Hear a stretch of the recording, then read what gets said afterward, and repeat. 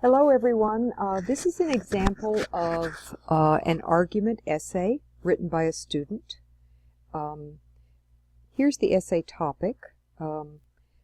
The student is asked to agree or disagree that fatherlessness is the chief cause of the most serious social problems in this country. Okay? So that's going to be the thesis of this essay. The writer needs to take a position, take a stand on this, state the topic and the writer's opinion about this topic, okay? In this essay, the writer needs to use evidence from readings and also include one paragraph called the counter-argument refutation paragraph. We are not going to read this entire essay word for word, trust me, but you will have a copy of it on the session description page for this week. And we are going to take just a careful sort of look at the framework of the essay, and in particular the refutation paragraph, okay? All right, so the essay topic is, of course, fatherlessness from the topic question. And so first the writer is explaining the significance of this topic, okay? According to David Blankenhorn, all of societal problems stem from the absence of fathers in the home, and that it is, causing everything from juvenile crime to teen pregnancy. So the writer begins by asking some questions. Is it really fatherlessness that's causing all these problems? And can fathers really solve all these problems? You might predict that the writer thinks not. And in fact, here is the thesis, okay? Research suggests that other factors also contribute to social problems.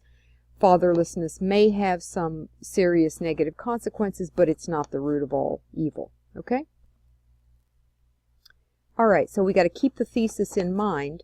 And as I said, we're going to look a little more carefully at the second paragraph, okay? This is the refutation paragraph, okay? It really has two main parts. First, counter-argument. That's the section where you take a little time to explain one of the opposing side's arguments, okay? You can do one argument like this writer did, or if you want, you can do a couple, okay? So here is the part of the paragraph where the writer is stating what the opposing side's argument is. This is the counter-argument, okay? So according to Blankenhorn, if a family has a father, they're going to have a better financial state, and he goes on to say that not only are they going to have a better state, but that the child's well-being and success hinge largely upon a high level of paternal investment. So this is a quote directly from Blankenhorn, okay? All right, so here in this sentence begins part of the refutation. One nice thing about this student's paragraph is that he has made a concession.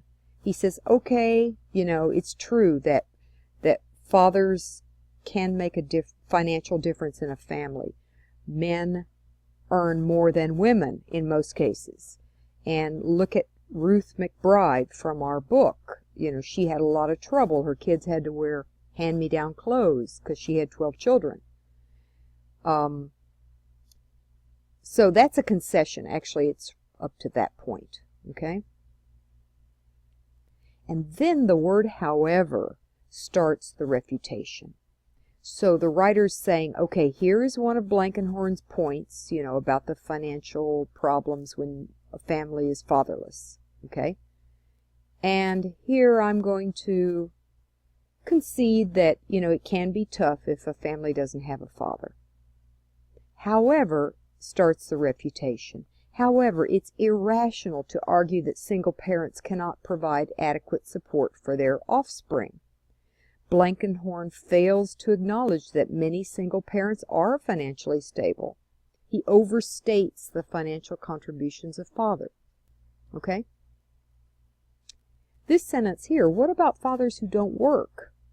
This is logos. This is a logical extension of this point, that if Blankenhorn thinks you've got to have a father to be financially stable, okay, what about the dads who don't work?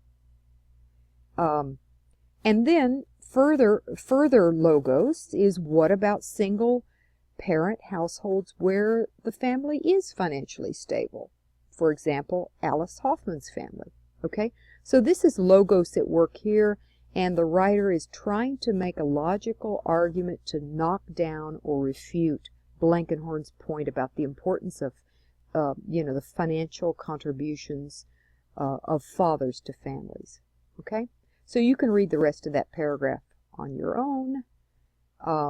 You'll also see that the writer mentions a book that also gives another example of a single mother whose household was financially stable. So therefore, and here's kind of the conclusion of the refutation paragraph, even though having a father may bring additional income, these cases show that, it's not going to cause financial doom if you don't have a father. Okay? All right. This student essay has 7 paragraphs, so it has 1 extra paragraph in the refutation, and it also has more than the standard 3 paragraphs of the body. Okay? In each paragraph, the writer's going to make 1 point related to the thesis. This paragraph, Blankenhorn's point that children are more emotionally or psychologically stable when they have a mother and a father. Okay? The next paragraph, Blankenhorn says social problems like teen pregnancy are connected with fatherlessness. And here, this paragraph, getting back to the thesis, which mentioned other factors that actually are more likely to cause these social problems. Poverty, according to Stacy, is more likely to be the root of rising crime and violence. Okay? Carrying on with Stacy, care, support, and love from a parent or parents benefits children, and this kind of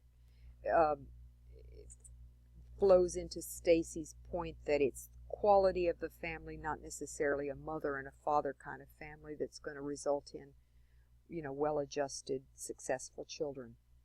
And then finally, the conclusion.